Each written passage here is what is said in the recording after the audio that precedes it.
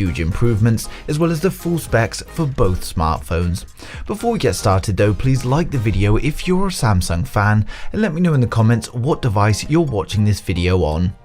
So before we take a look at the official reveal, we've got exciting news of an ultra-wideband chip in the Galaxy Note 20.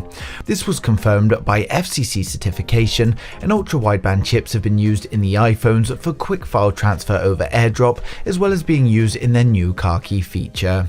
Now the ultra-wideband chip is of course for the new Nearby Share feature that's going to allow you to share files to nearby devices wirelessly. Next we got a tweet from Anthony who says that the Exynos 990 on the Note 20 is an improved version with better optimization that runs just as cool and as fast as the Snapdragon. It's almost like an Exynos 990 Plus. Now apologies to Anthony if he's watching this, but this is absolute rubbish with no data to even back it up. For you guys, I would advise to completely disregard that statement. Ice Universe also agrees, and he states that the Note 20 is going to have the Exynos 990 in the global regions and its performance is going to be no different. Again, he advises to look forward to next year's Exynos 1000, and that's because Samsung have teamed up with AMD to improve their chipset, and while we have minimal details currently, we're hoping that with the help from AMD it's going to put them on par or maybe even ahead of Qualcomm. But next up we've got Evan Blaster's leak of the official advert from AT&T, and this is for the Galaxy Note 20 5G and the Note 20 Ultra 5G. Not only does this advert show us both devices, but it also gives us a lot of specification details. It starts with a quick view of both Note 20s and gives us a good shot of both devices side by side. This shot here confirms that the leaks we've seen about both of them have been correct on both the design and the cameras, although the size of one of them is actually incorrect from the leaks, but we're going to find out which one in a minute. On the front side, we can see that everything on the Note 20 is exactly as we've been seeing. We've got the full screen display, minimal bezel all round, and a smaller punch-hole selfie camera in the top center. Next we get the confirmations that the phones are going to be using the Snapdragon 865 Plus. Now of course this is only for certain regions, America being one of them. Next they confirm that the Galaxy Note 20 Ultra 5G is getting a huge 6.9-inch dynamic AMOLED display, and although it's not shown on the screen, the advert narrator confirms a 120Hz refresh rate. We're then told that the Galaxy Note 20 is going to have a 6.7-inch display, which is a huge step up from the 6.4-inch that we're expecting. There's no mention of 120Hz on this device, so it looks like Ice Universe's earlier leak of a 60Hz flat display on the standard Note 20 is correct. We then get plenty of new information as well as visuals on the new S Pen. Jimmy's promo already revealed some of the features, and the advert advises of an incredible pen to paper feel, so maybe they've changed something on the tip, but most likely there's new improved haptic feedback. We're also shown a bit of the improved Samsung Notes, which is a pretty important feature when considering buying a Note 20. We're then shown the video performance and get confirmation of 8K video recording on the Samsung Galaxy Note 20. The advert confirms the presence of a 108 megapixel camera on the Note 20 Ultra and the 64 on the standard Note 20. We then get the space zoom feature, and this confirms a 50 times zoom on the Note 20 Ultra and a 30 times zoom on the Galaxy Note 20. When it comes to batteries, we get a 4500 mAh battery on the Note 20 Ultra and still a 4300 on the standard Note 20. We're then shown that for the Samsung Galaxy Note 20 we get a choice of Mystic Green, Mystic Grey or Mystic Bronze, and if we want the Samsung Galaxy Note 20 Ultra we get to choose between the Mystic Bronze, Mystic Black and Mystic White. Now this advert is a huge shame for Samsung because they did manage to keep a couple of things under wraps for the Galaxy Note 20, and there would have been a surprise for everyone at launch. Thanks to Evan Blass and AT&T, this is no longer the case and it's all out there now. Of course the official launch is tomorrow and we'll see the Note, the Fold, the Watch and the Tab, so make sure you don't miss it. This is also a good point for many out there that complain the leaks are always wrong.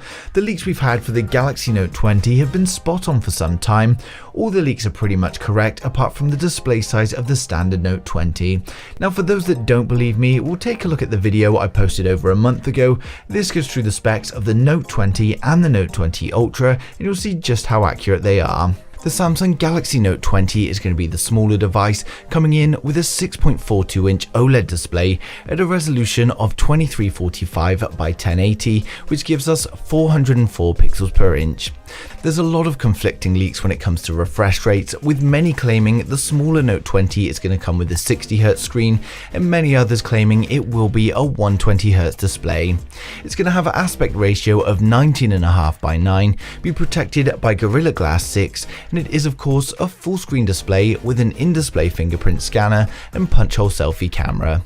We still haven't had confirmation on the sensor that's going to be used for the selfie camera, but many are speculating that it will be the 10 megapixel sensor that we're used to seeing. When it comes to the rear, we've got a quad camera setup on the standard Note 20.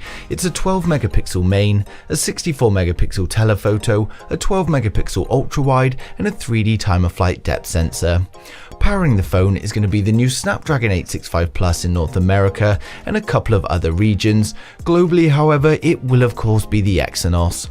There's many claims suggesting that it could be the Exynos 992, which is a 5nm chipset, but personally I just don't think this is correct. Samsung are most likely going to be saving the 992 for the S21 and give us the 990 or at least an overclocked version in the Note 20. Being the smaller version, it's expected to come with 8GB of RAM and 256GB storage, which is the same as its predecessor, and this seems plenty for such a powerful device. It's going to be powered by a 4300 mAh battery with 25W fast charge support, but there's unfortunately going to be no 3.5mm headphone jack. It's going to have Bluetooth 5, Wi-Fi 6 and come with Android 10 in the form of One UI 2.5, and it will of course be 5G compatible. The Galaxy Note 20 is going to be IP68 water resistant. It will of course come with the S Pen, and when it comes to pricing, although nothing's been confirmed, we're expecting a launch price of around $999. Next up, we've got the Samsung Galaxy Note 20 Ultra.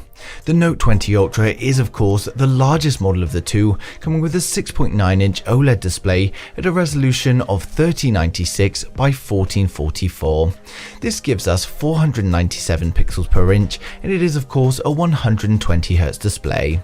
The Galaxy Note 20 Ultra is going to be a full screen display with an in-display fingerprint scanner and a punch hole selfie camera. The display is of course going to be protected by Gorilla Glass 6, and while we haven't had it confirmed, we're hoping that the Note 20 Ultra is going to allow users to run 120Hz at the full Quad HD Plus resolution. When it comes to the rear of the Galaxy Note 20 Ultra, we again have the rectangular camera housing and a quad camera setup. The main camera is a 108 megapixel wide angle with an aperture of f1.8. It's got phase detect autofocus, laser autofocus and optical image stabilization.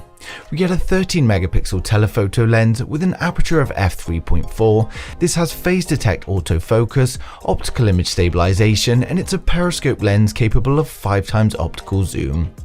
We get a 12 megapixel ultra wide with an aperture of f2.2, and again this has phase detect autofocus. And finally we get the additional laser focus sensor. The camera setup is very similar to the S20 Ultra, but given the focusing issues that had, they've replaced the time of flight sensor with the laser focus. They've also got rid of the 100x space zoom, as it was a bit of a gimmick and not much use to consumers, and they've now put a 50x cap in place. The Note 20 Ultra will of course be powered by the Snapdragon 865 Plus in the Snapdragon regions and the Exynos 990 or the 992 globally. It's going to come with 12GB of RAM and a choice of 256 or 512 internal storage. It's going to be powered by a larger battery, and while the capacity hasn't been confirmed, it's expected to be between 4,500 and 5,000 mAh. Again, we've got no 3.5mm headphone jack, but it will have Bluetooth 5, Wi-Fi 6, 5G connectivity and be IP68 water resistant. It's going to come with the S Pen and a new pointer feature, and while earlier leaks suggest that it would be called the Galaxy Note 20 Plus, we now know from certification that it's the Note 20 Ultra. So no pricing leaks have come forward yet, but many leakers have suggested it's going to be their most expensive yet. It's expected to be more than the S20 Ultra, so a launch price of at least $1,450 could be on the cards.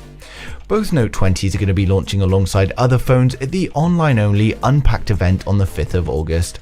For those wanting to tune in, it's going to be broadcast on Samsung.com as well as Samsung's YouTube channel, and this is going to be at 10 AM Eastern Time, which means 3 PM if you're in the UK like me. Of course, as more information comes to light, I'll be sharing it with you guys straight away, but as always, I'd like to know your thoughts in the comments. Who out there is excited for the Samsung Unpacked event, and what device are you looking forward to the most? But thanks for watching the video. If you liked it, smash the thumbs up. If you didn't, hit the thumbs down twice, and I'll see you guys in the next one.